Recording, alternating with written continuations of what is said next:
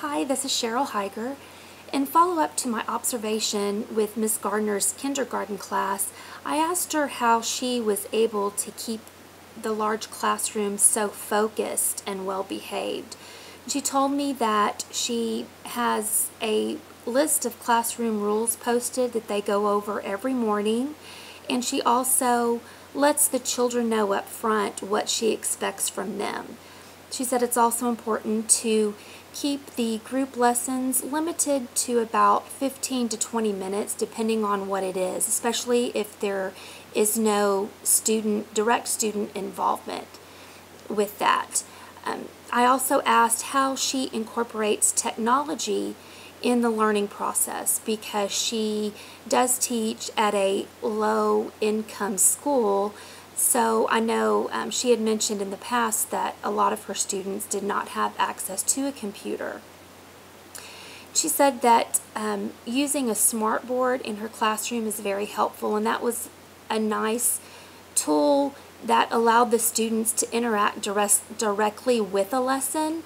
For example, a sentence can be posted on the smartboard, and children can actually move the words around to create different sentences or use the highlighter to mark the subject of a sentence and things of that nature.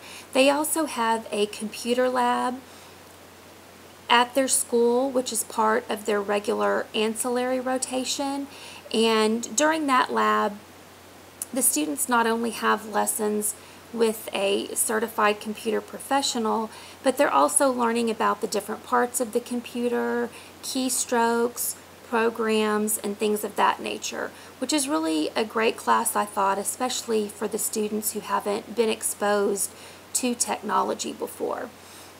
That being said, I also wondered about how she got the family involved in the learning process. And during the school year, she tries to meet with parents pretty regularly and send home notes about how well the students are doing. But at the beginning of the year, she hosts a parents' night where she outlines what can be expected through the school year, and she also puts together a little booklet of information on tips that could help the parent learn with the child, as far as like maybe what books to read, questions to ask during reading time. She also requires the parents to sign a reading log showing that they read with the child and for how long.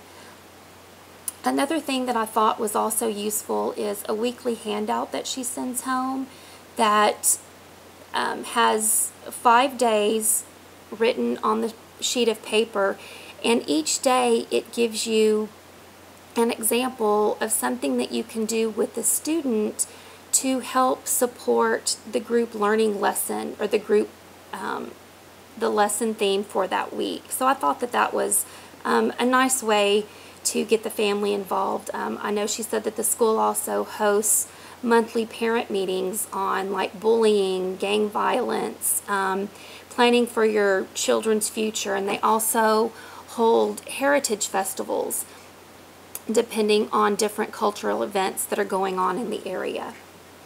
One of the things that I also asked her is what she considers when she is planning a lesson or a unit for the week.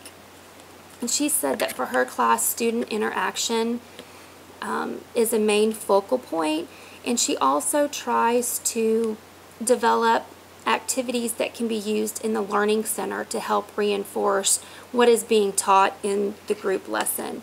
And those are just a few of the things that we discussed, but I feel that her methods are within the best practice guidelines, and she's doing a great job to try to help make the students aware of any cultural differences in the classroom.